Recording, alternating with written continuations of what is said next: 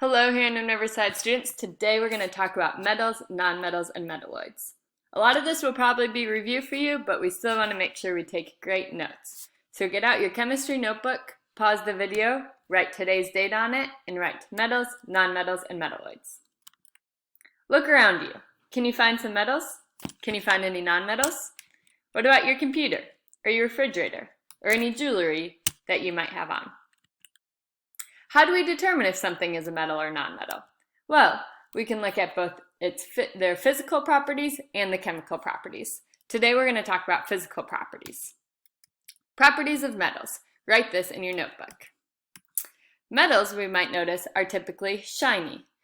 We could look at jewelry like gold or silver, or even keys on a key ring. So metals we know are shiny, or as we like to say, have luster. Metals are also hard to break.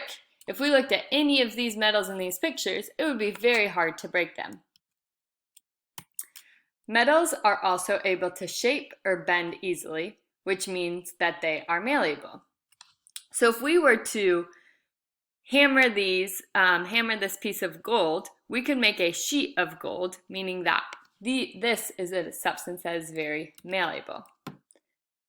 Metals are also ductile, which means that they can be stretched very thin, like in these wires here, in these copper wires or tin wires. So being ductile and malleable is very hard to differentiate between the two of these, so I've included this picture here. So ductile, again, means that they can stretch under stress. They can be rolled into wires. They can be measured by bending them, and it's affected by the grain size, versus malleability is a little bit different because they are able to deform and change shapes. They can be rolled into sheets, and they are measured by the ability to withstand pressure when applied to it, and then they actually are changed through crystal structures, or their strict crystal structures are affected with malleability. Another characteristic of metals is the movement of heat. We all know that metals are good conductors of heat. That's why if you look at the pots and pans in your house, they're typically made of metal so that they can bring heat to your food quicker. Metals also are good conductor of electricity. They allow electricity to flow through, which is why we see wires as metal and then with good insulators around them. Now we're going to talk a little bit about the properties of nonmetals. It's pretty much the opposite of the properties of metals. Nonmetals do not have luster, so we do not see anything shiny about these two samples of nonmetals. They are also very brittle, so if I took a hammer to a nonmetal, it will likely break into a bunch of different pieces.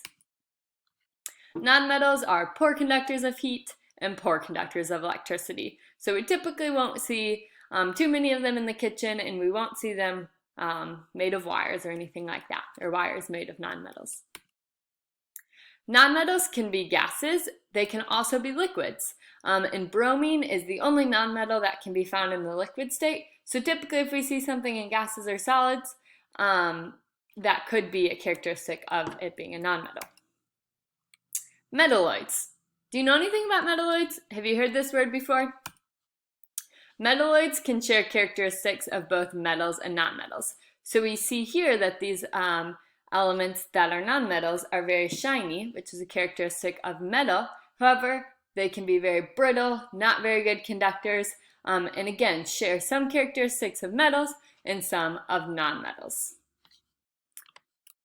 Review any of the slides that you need to take additional notes on and be ready for class tomorrow. Have a wonderful day.